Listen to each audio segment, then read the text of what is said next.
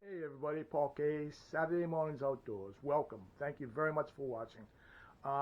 This week and uh, on coming into the future, I'm going to start a little mini series on orienteering and how to use a compass with a map.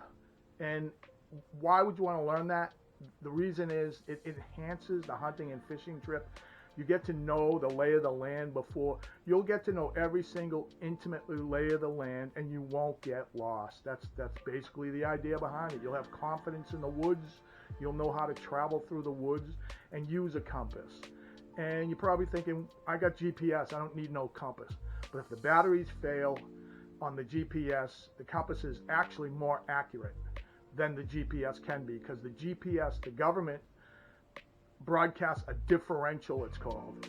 It scrambles the signal slightly. So if you've ever been using your GPS unit and you notice that it's off by 60, 80 yards maybe, like that, that's on purpose. They can literally pinpoint on your toe with the GPS with military applications, but the government does that on purpose so that our enemies can't use the GPS for their guidance system against us.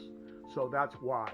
With a compass, needle point accuracy you can get, and it adds totally to the hunting and fishing experience when you look on a United States Geographical Survey map and you get to know the area and what to expect, the hills and the trees and the rocks.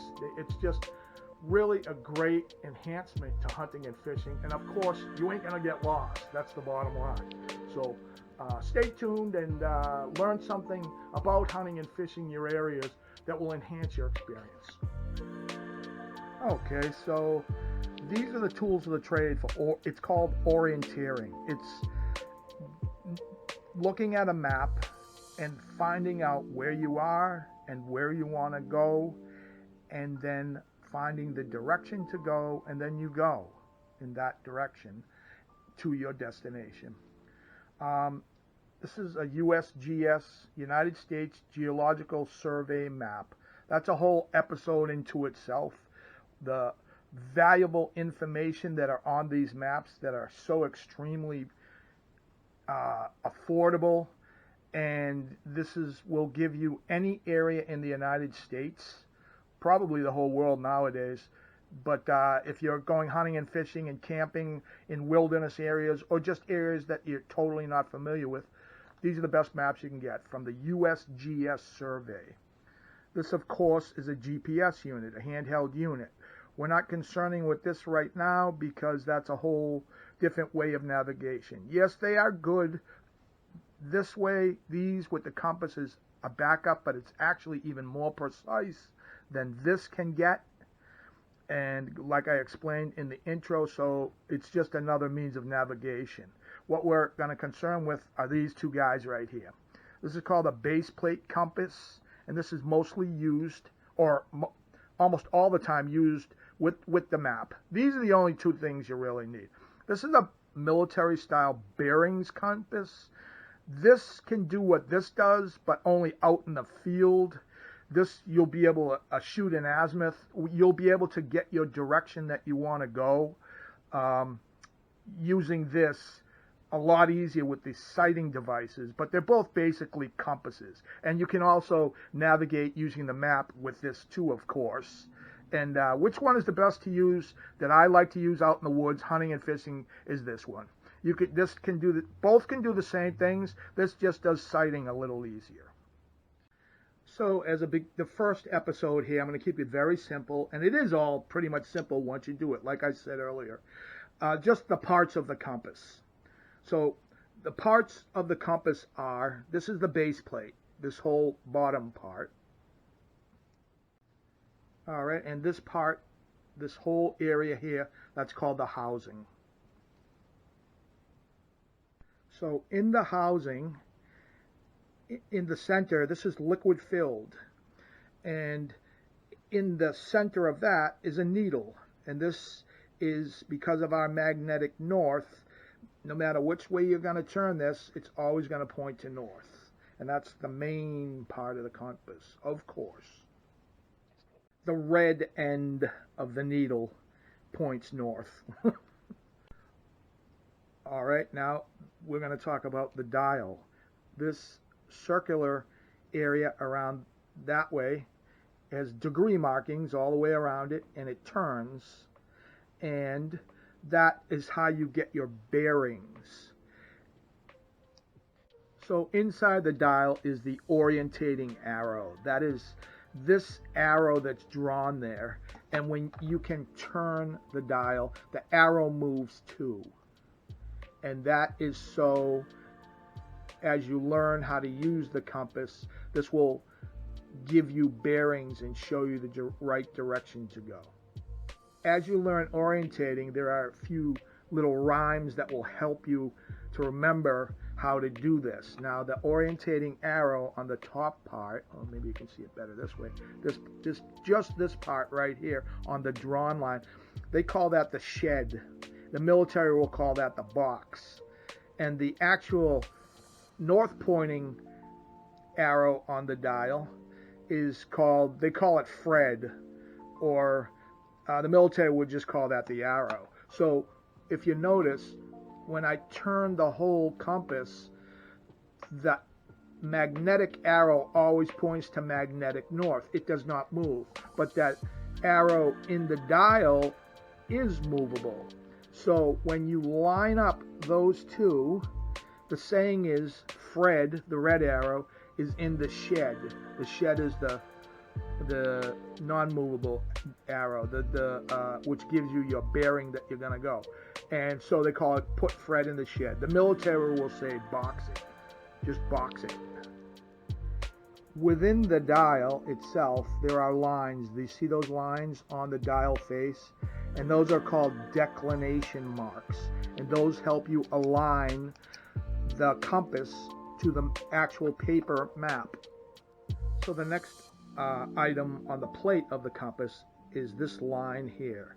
That is the degree indicator. It's also going to be the direction of travel line.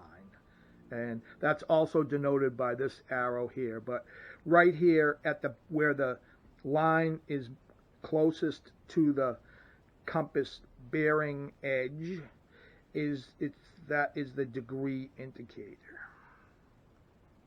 And you'll see that it has a T in red right here, right in there.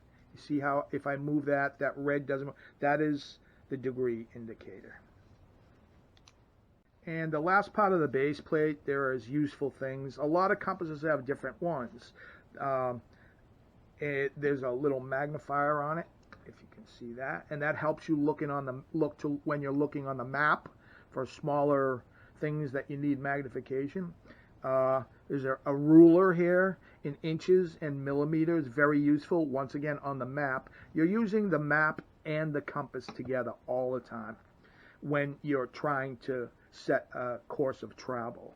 And they're straight edges, this side and this side, and those are very useful for using on the map. It'll all come together for you, and you have to just familiarize yourself with the parts of the compass first. I'm trying to keep it as simple as possible, and that is the rundown on the base plate compass and orienteering compass also. So a quick overview of all the parts. The base plate, the direction of travel arrow there and here, the magnifier, the compass housing, the declination marks on the compass, the orientating arrow, the orientating lines that go this way within there, the needle and north,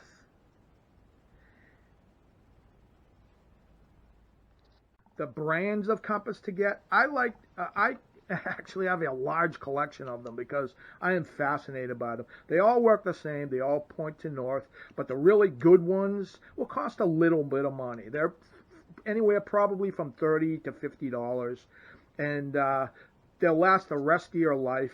The main manufacturers are Brunton, Silva, S-I-L-V-A, and Sunto, Suunto, and I'm sure there's other manufacturers out there, but those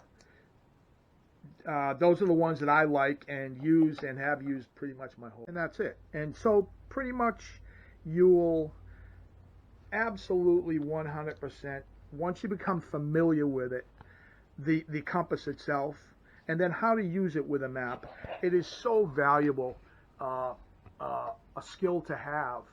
And all I can say really, once you do it once or twice in your backyard, you understand the fundamentals of finding where you are on the map, then orientating the map to where you are outdoors. You can go anywhere on this planet.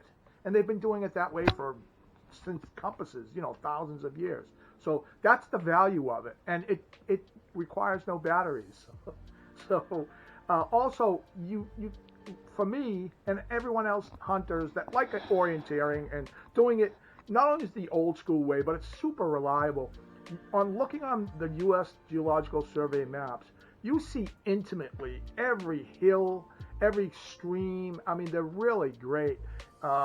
And there's many ways you can obtain those type of maps too. You can buy whole full programs or a whole country program called Topo, or you can buy them individually. That's what I like. I like these because you can just set them out on a table. You'll actually need those for when you go out hunting, and fishing, to orientate everything. So it's relatively easy to grasp once you get orienteering, but it's totally worth it. If you love hunting and fishing and being outdoors, and you want a reliable way of knowing just where you are, it's just the way to go, aside from paired with your GPS, if you're so inclined to do so.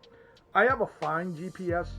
I don't even like using it. I just like my map and my compass. It's just easy. You just pull it out, get your bearing off the map, shoot your bearing standing up, and go in that direction, and that's it. It just so much adds, and you're learning about the landscape of the area that you're hunting, and it's so helpful, especially deer hunting. And you want to know obstacles where hills are and how air currents are going to run and all that. So this is the beginning, I would say, chapter of orienteering that I'd like to try, and it's the simplified version. I'm going to try to break it down as much as I can for you.